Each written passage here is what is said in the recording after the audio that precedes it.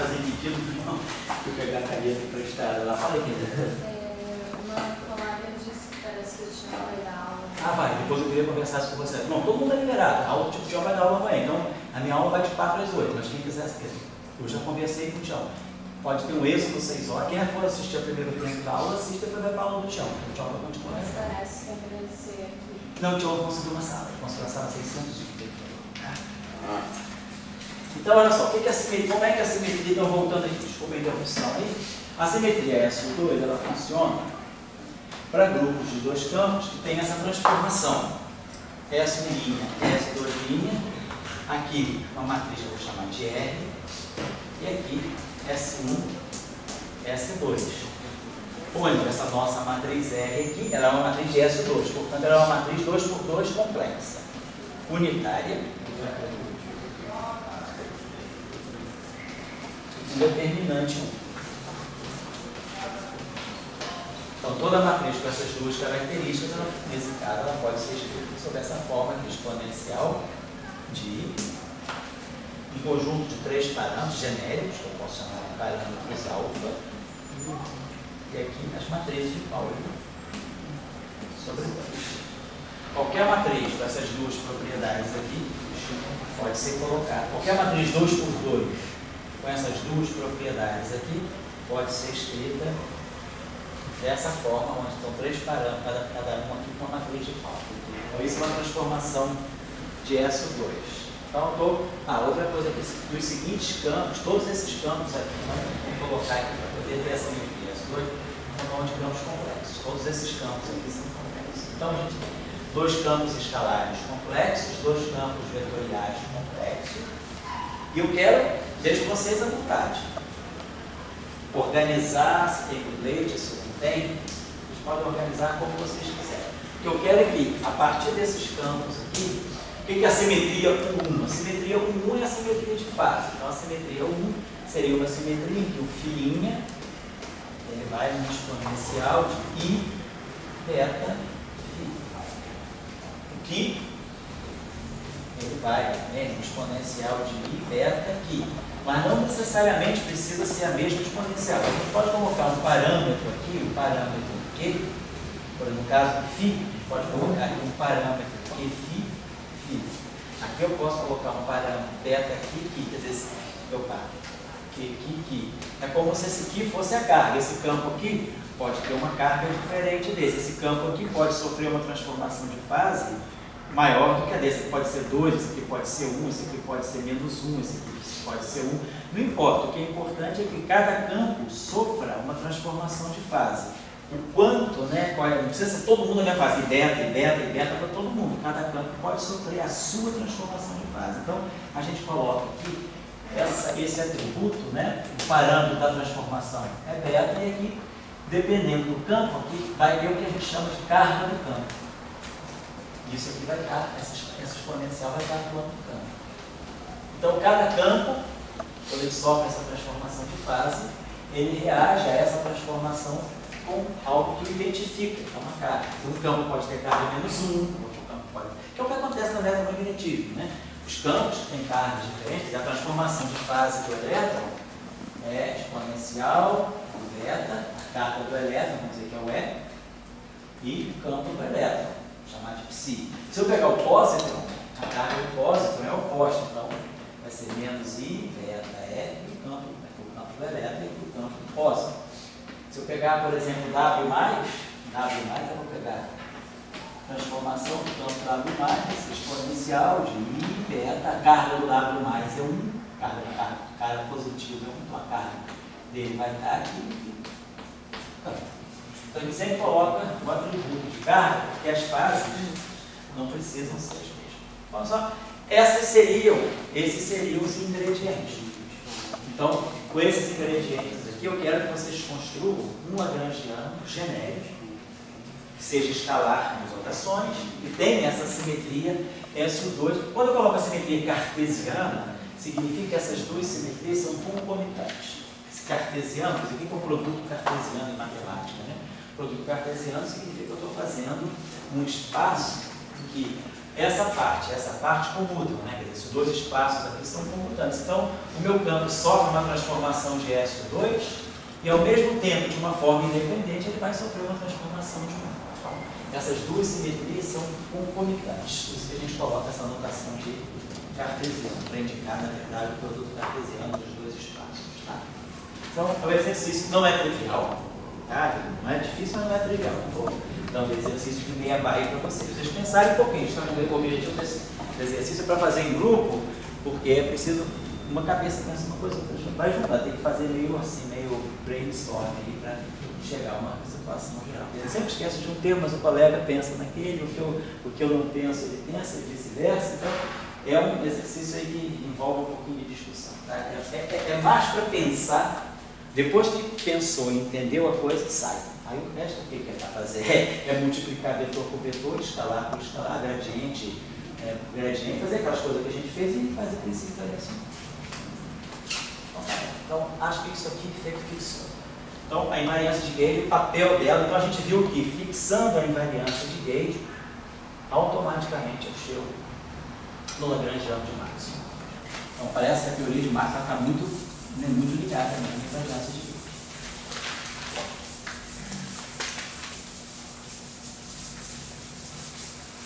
Vou dar agora uma outra situação para vocês, que é essa aqui. Pode falar. Por que antes, nas imagens ainda, por que não aparece um termo tipo F tilde? Boa ideia, pergunta, vamos lá. Então, o que o Yuri está falando é o seguinte, esse termo aqui, para quem não sabe, vai saber depois, deixa eu só dar o que o Yuri está falando. Esse termo aqui, a gente colocar aqui o aula, vamos definir o que é isso. Esse termo aqui, na verdade, para quem não sabe, formalismo no espaço limpóide, esse termo aqui significa escalar B. Que é um invariante de Gauge. Isso aqui é invariante de Gauge, isso aqui é invariante de Gauge. Então, esse produto aqui é invariante de Gauge. Por outro lado, é gradiente de φ. Vamos esquecer isso na área, vou botar um sinal global. Mais BA dt.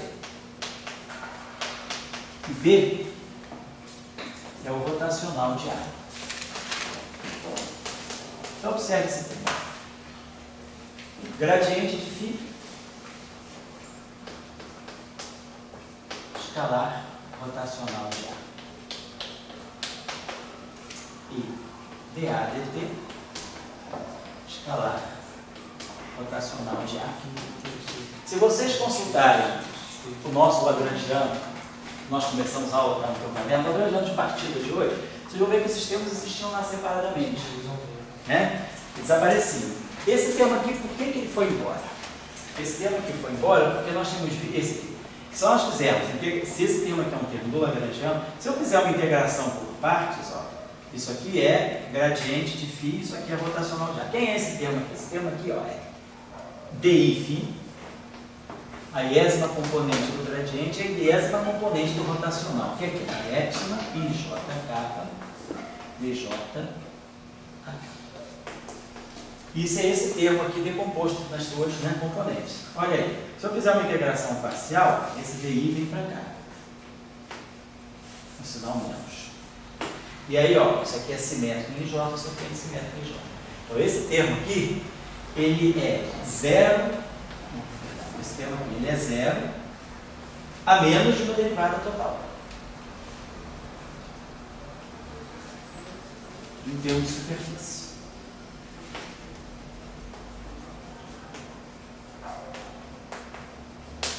Certo? H. Esse termo aqui, já sei que por si só, ele já não é interessante. Agora, esse termo aqui, vamos olhar, esse termo aqui, ele é dIφ. Não, é isso que eu estou fazendo? Não, é esse que eu estou fazendo. É esse aqui que nós fizemos. Não, esse termo aqui, nossa, a gente mostrou que ele é zero, né? Esse termo aqui é zero.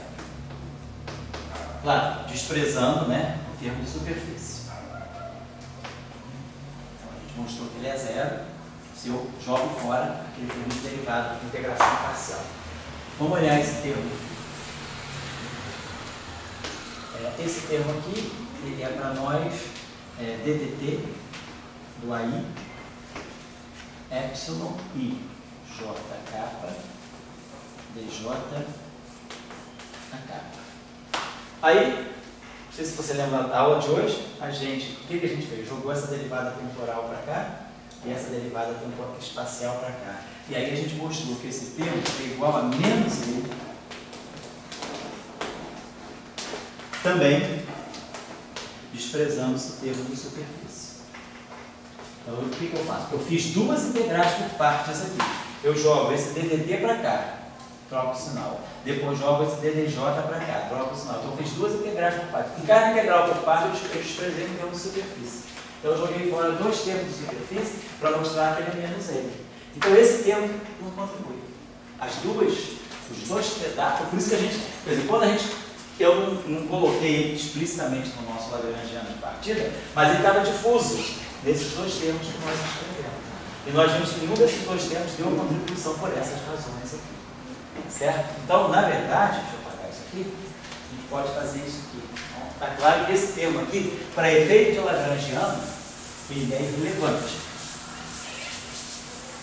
Isso, se nós considerarmos, esse termo é muito importante hoje em dia. Humberto, quando for falar com vocês aí, aliás, eu conversei com o Humberto, dia 14 de maio, então vamos mudar o esquema, dia 14 de maio, Humberto vai poder dar aula para vocês sobre isolantes topológicos, tá? E aí no dia 28, que ele também vai estar fora, eu jogo aquele autoavaliação, no dia 28 de maio, daqui a um mês, basicamente.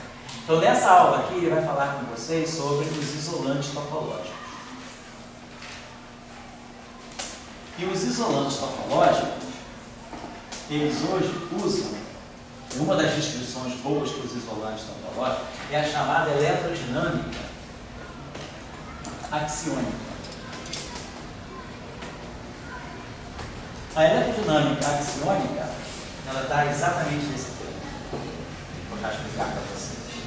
Aproveitar aí a observação do como mexer. Então, basicamente, esse termo aqui é a base da eletrodinâmica axiônica. O que é eletrodinâmica axiônica e por que ela se chama axiônica? Mas vamos ver o seguinte, esse termo como está, da maneira como ele está aqui, vamos fazer o seguinte, deixa eu gosto de fazer essa tarefa.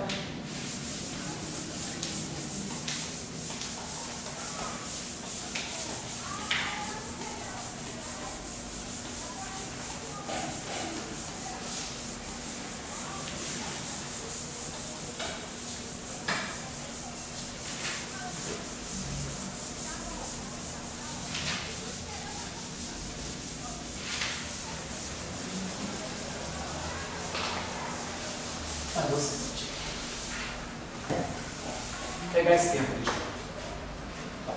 É escalar. Então, é direito aqui.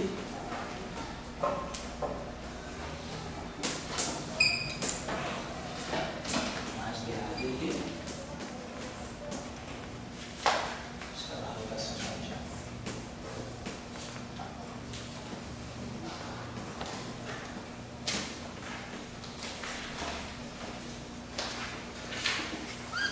Vamos fazer o seguinte, vamos pegar esse, vamos desmembrar aqui, vamos pegar esse termo, esse primeiro termo, vamos pegar a gente aqui, escalar, criar rotacional de rotacional.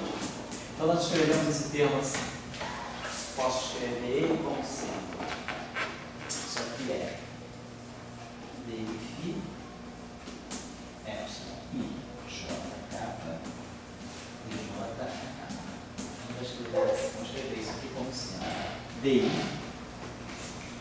de epsilon e j kappa phi dj kappa. Esse termo aqui, essa derivada, ela vai jogar aqui, vai dar esse termo menos epsilon e j kappa phi DI dj. Isso aqui, esse termo aqui, é igual a isso. Por sua vez, é igual a isso. Só que isso aqui, ó, isso aqui é simétrico de J. Isso aqui é simétrico, esse termo aqui é zero. Por essas razões. Então, eu estou mostrando que esse termo que está aqui, na verdade, ele pode ser escrito como sendo aqui divergência do produto vetorial, divergência de φ rotacional de A.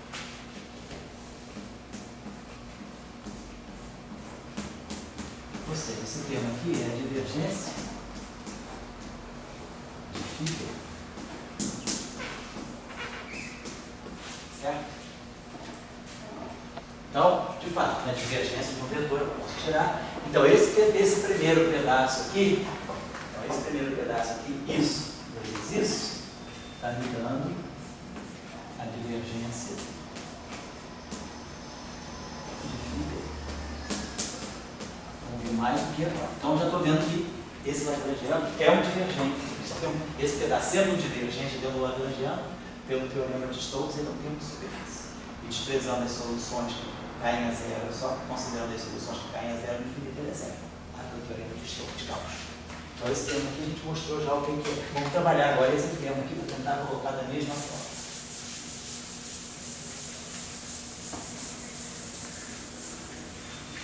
Vou pegar o segundo termo, então, que é ddt do A. Escalar rotacional do A.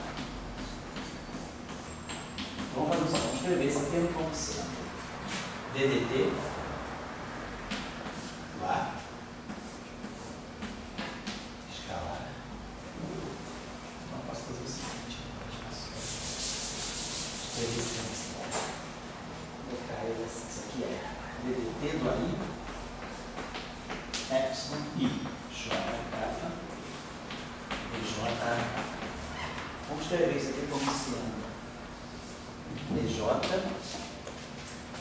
de epsilon I j kappa ddt do AI vezes o a kappa.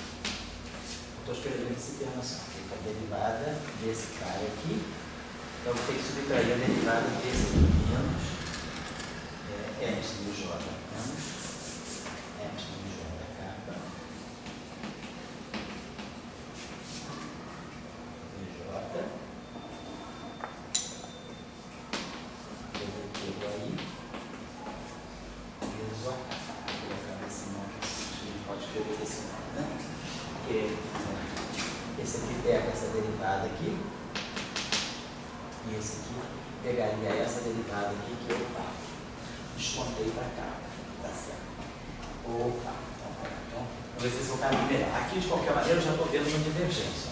Isso aqui é a divergência do produto vetorial do ddt do A pelo A. Isso aqui é um ponto vetor A, divergência desse objeto. Então, esse termo aí já gerei essa divergência. Tá certo. Vou pensar só se agora vale a pena. Aí sobrou esse termo aqui, que seria interessante, que eu estou jogando, talvez seja melhor eu partir da derivada temporal. Beleza? Deixa eu ver isso aqui. Então, deixa eu apagar isso aqui. Não, vou voltar. Vamos fazer o que moto eu estava fazendo. Vamos distribuir primeiro a derivada temporal. Acho que é mais negócio. Vamos fazer o seguinte. Vamos escrever esse termo aqui como sendo ddt do aí epsilon j kappa aí dj menos epsilon j kappa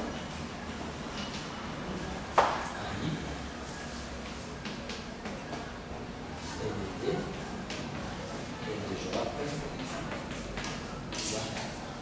Esse termo aqui uma derivada temporal, deixa de ser uma derivada única. E esse termo aqui, a gente pode fazer o seguinte, vamos escrever ele agora, colocar ele sob a forma de uma tese. Então, faço essa. O que eu fiz aqui? Eu joguei ele no fundo, ou joguei essa derivada temporal para cá, desprezei esse termo de perdão, depois termo de superfície. Nós estamos explicitando os termos de superfície. Agora vamos pegar esse termo aqui. Todo no sinal médio, embutido no sinal médio. Então é isso aqui mais isso aqui. Então esse termo aqui eu vou escrever como assim. Menos ddj, que eu acho que eu vou fazer isso, ddj epsilon I j kappa aí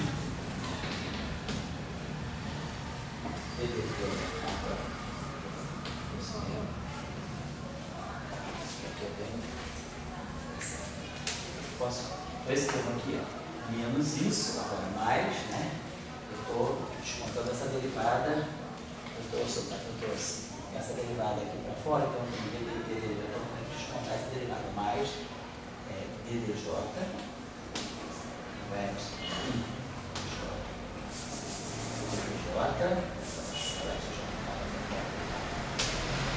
DDJ aqui, certo? DDT do acaba. Certo? Então, estou pegando esse termo. Então, o que eu fiz aqui foi produzir essa derivada temporal total, que é um termo de superfície. E aí, esse termo aqui que sobrou, o que eu fiz? Eu retransferi essa derivada aqui, produzi essa de outro termo de superfície, que é esse termo aqui, e mais esse termo aqui. Então, eu estou dizendo que isso que está aqui, até eu já me perdi, ó, isso aqui, só para terminar, isso aqui, ó, vou matar o quadro, essa linha, vamos botar isso aqui, é igual a isso aqui, pelo menos, vou isolar isso aqui. Esse termo aqui, eu escrevi desse modo. Esse termo aqui é isso aqui. Desmetrei esse termo aqui nisso, mais menos isso. Agora, esse termo aqui é menos isso, mais isso. Então, no final do dia, eu estou mostrando que esse, então esquece isso aqui. Esse termo aqui agora, isso aqui é igual a isso menos isso mais isso. Vamos agora com três termos, tá? E essa igualdade aqui, esse termo aqui é essa derivada temporal menos essa divergência mais esse termo aqui, tá certo? Bom, esse termo que está aqui, ó, vamos comparar esse termo que está aqui com esse que está aqui. Vamos trocar índices aqui. Aqui, ó, DJK. Vamos trocar. Nesse termo aqui, os índices I e JK estão saturados. Então, o DDT do AK, o DJ está no DJ. Mas o I e o K estão trocados em relação a esse termo. Então, para fazer, como esses índices são saturados, vamos tornar esse termo, então, só para explicar, porque eu sei que eu estou com um quadro muito confuso. Ó, é esse termo aqui. Ficou igual a isso aqui, menos isso aqui, mais isso aqui. Quem seguiu os desenvolvimentos viu por que a gente já, isso que está aqui que a gente cancelou, são esses dois termos aqui. Então, esse termo aqui ficou isso, menos isso, mais isso. Agora, esse termo que está aqui, eu vou transformar naquele termo que está lá. Como? Trocando o K com o I. Então, o K fica I, o I fica K. O I fica K. K fica aí. O J ficou quietinho no lugar aqui. Então, eu produzi ó, DJK, DJK, DDT do aí. Só tem que arrumar agora esse epsilon aqui, que é epsilon JK. Então, epsilon K JI, JK aqui, eu posso escrever como sendo menos epsilon K e J, que é igual a menos epsilon e JK. Então, esse termo que está aqui é igual a menos esse. Então, esse termo transmuta para cá, então está por 2. Esse termo está aqui, como ele é igual a menos aqui de lá, ele foi para lá, sinal 2. Então, na verdade, o que eu estou mostrando? Eu estou mostrando que esse termo aqui é 1/2. Isso que está aqui é 1/2 do DDT e JK para IJ. Vetorial rotacional do A, A vetorial B, esse termo aqui, A vetorial rotacional de A, rotacional de A é B, então fica DDT de A vetorial B, né? E mais esse termo aqui, menos 1/2 da divergência, ó, e K. Então, vou fazer o seguinte, coloco o sinal mais aqui e boto o J com trocado. Olha isso aqui, ó, mais 1/2 da divergência de A vetorial de A vetorial. Então, a gente mostrou que esse termo aqui que você está falando, que o Yuri levantou, então, na verdade, a gente está mostrando que é escalar B, é divergência disso, mais 1/2 da divergência do A vetorial DADT mais o meio DDT do ar vetorial. Certo? Então, a gente mostrou que, na verdade, esse termo aqui, que é menos E escalar B,